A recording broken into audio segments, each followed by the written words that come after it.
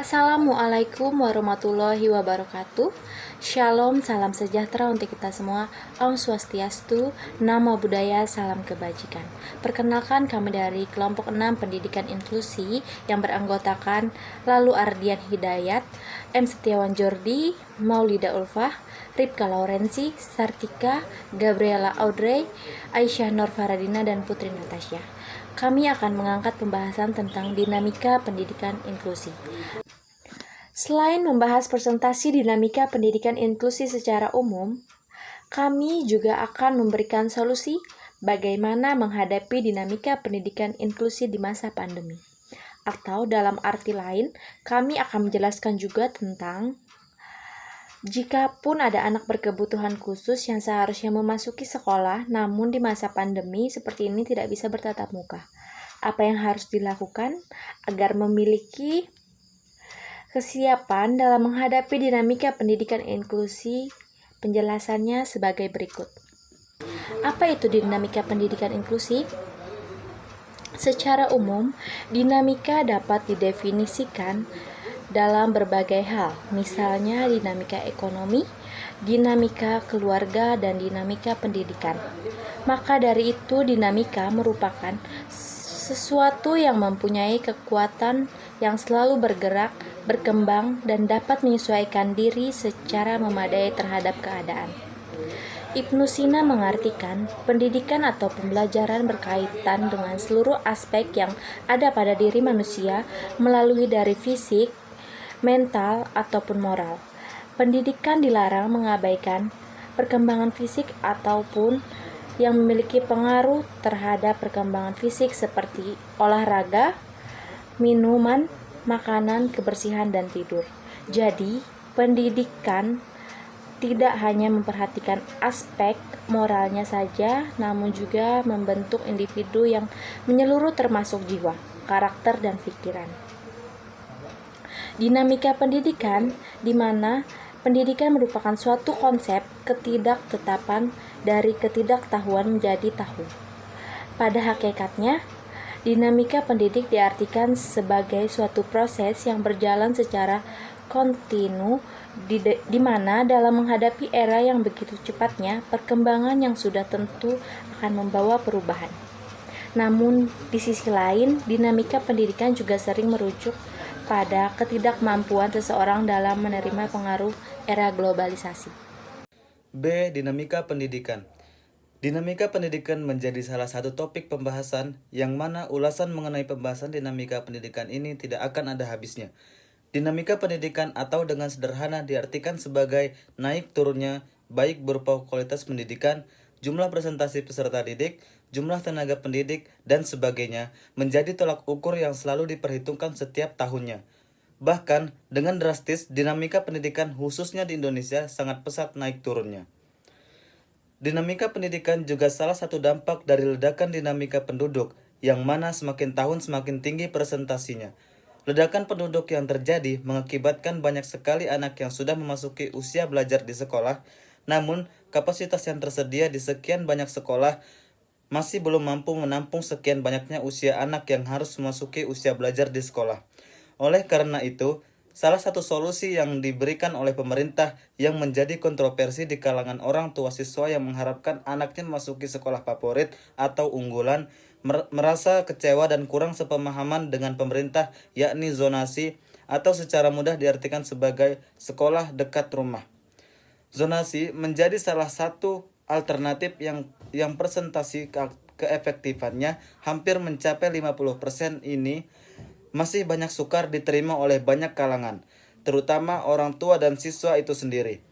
Merasa keterpaksaan siswa dalam bersekolah di kawasan rumahnya atau tidak sesuai pilihannya menjadi salah satu alasan siswa bisa malas dalam sekolah. Ini menjadi salah satu pengaruh menurunnya dinamika pendidikan dalam kategori kualitas dalam belajar. Data menunjukkan pada tahun 2019 kurang dari 91.000 anak berkebutuhan khusus sudah mendapatkan pendidikan yang sesuai di sekolah pendidikan khusus atau sekolah umum yang menerima siswa berkebutuhan khusus. Pada tahun 2016 sampai 2019, jumlah peserta didik berkebutuhan khusus mengalami kenaikan dan penurunan secara pesat. Pada tahun 2016, 20% jumlah siswa berkebutuhan khusus di seluruh Indonesia. Dan pada tahun 2017 mengalami penurunan, yakni di angka 6% dari seluruh data anak berkebutuhan khusus di seluruh Indonesia. Pada tahun 2018 mengalami kenaikan yang sangat pesat, yakni mencapai angka 41% dari seluruh data anak berkebutuhan khusus di Indonesia, dan pada tahun 2019 mengalami penurunan kembali di angka 31% dari seluruh data anak berkebutuhan khusus di seluruh Indonesia. Data terakhir dari Badan Pusat Statistik pada tahun 2017, jumlah anak berkebutuhan khusus di Indonesia mencapai angka 1,6 juta. Jika pendidikan di sekolah pendidikan khusus atau sekolah umum yang menerima siswa berkebutuhan khusus tidak meningkatkan jumlah penerimaannya atau tidak bertambah dalam segi sekolahnya, maka dapat dipastikan 1 juta lebih anak berkebutuhan khusus di Indonesia tidak bisa mendapatkan pendidikan yang sesuai dengan dirinya. 30% dari semua siswa berkebutuhan khusus, hanya 18% yang mampu ditampung oleh sekolah berkebutuhan khusus. Artinya, sekolah atau unit sekolah tidak cukup memadai untuk menghadapi dinamika pendidikan inklusi. Selamat Tohari, dosen dari Pusat Studi dan Layanan Disabilitas Universitas Brawijaya Malang, Jawa Timur, mengatakan bahwa sebenarnya regulasi menetapkan aturan bahwa setiap kecamatan harus menerima ABK untuk mendapatkan pendidikan. Kesulitannya adalah kecamatan di Indonesia sangat bervariasi jumlahnya dan setiap daerah mempunyai kondisi yang berbeda. Kata Slamet kepada bisnis.com, baru-baru ini tidak hanya itu, menurut Slamet, persoalan yang paling besar bukanlah soal jumlah sekolah inklusi, tetapi semua sekolah seharusnya bersifat inklusif karena setiap orang berhak mendaftar dan mengikuti pendidikan dimanapun tanpa halangan, termasuk juga ABK, ujarnya. Memang, upaya pemerintahan juga dinilai masih setengah-setengah dalam hal ini. Slamet mengatakan bahwa regulasi yang berlaku juga belum memiliki punishment, bahkan rencana pelaksanaan pembelajaran atau RPP untuk ABK belum dikeluarkan hingga saat ini. Pelaksanaan itu standar dan indeks inklusi juga belum ada di Indonesia. Dari keluarga yang memiliki anggota keluarga ABK juga perlu menyadari pentingnya pendidikan ABK. Dalam hal ini memang dibutuhkan penerimaan terlebih dahulu dari orang tua dan keluarga mengenai anggota keluarga yang kebutuhan khusus harus legowo dan tidak boleh denial, kata Slamet. Hal ini penting karena orang tua dari ABK terkadang juga masih menjadi penghalang ABK untuk menerima pendidikan. Menurut Slamet, sebagai orang tua dari ABK memiliki literasi dan disability awareness yang kurang, keluarga seharusnya menjadi orang yang berperan paling aktif dalam pendidikan ABK karena keluarga yang paling mengetahui sejarah dan latar belakang ABK. Sayangnya terkadang keluarga tidak jujur ataupun denial dengan kondisi anaknya sehingga ketika hasil pendidikan tidak memuaskan mereka tidak terimanya, kata Slamet. C. Proses pembelajaran bagi anak inklusi saat pandemi COVID-19. Perubahan pada pola belajar dan hidup anak berkebutuhan khusus saat pandemi COVID-19 membuat mereka bisa mengalami kondisi tantrum. Tantrum merupakan ledakan emosi yang dilakukan oleh orang-orang yang sedang memiliki masalah emosional. Umumnya, kondisi tantrum terjadi pada anak-anak. Dengan kondisi emosi tersebut, seseorang bisa menunjukkan sikap keras kepala, menangis, marah-marah, menjerit-jerit, sulit menenangkan diri, hingga berguling-guling di lantai. Terkait tantrum ABK akibat pandemi COVID-19, terapis okupasi Andreani Kusumo Wardani menemukan tantrum seorang anak bisa bertambah karena ada perubahan dalam rutinitas atau kebiasaan. Jadi itu menjadi tantangan tersendiri untuk para orang tua anak berkebutuhan khusus. Maka dari itu, orang tua diharapkan untuk melakukan kegiatan menyenangkan sebelum belajar, seperti melakukan hobi anak berkebutuhan khusus itu seperti menggambar sebelum belajar atau yang lainnya, guna mencegah timbulnya kondisi tantrum. Ada beberapa strategi dalam pembelajaran di rumah bagi ABK, yaitu orang tua sebaiknya bekerja sama dengan sekolah, ikuti arahan dari sekolah, lakukan perubahan dan penyesuaian, kenali sumber daya yang ada di rumah, dan buat kegiatan di rumah juga belajar harian.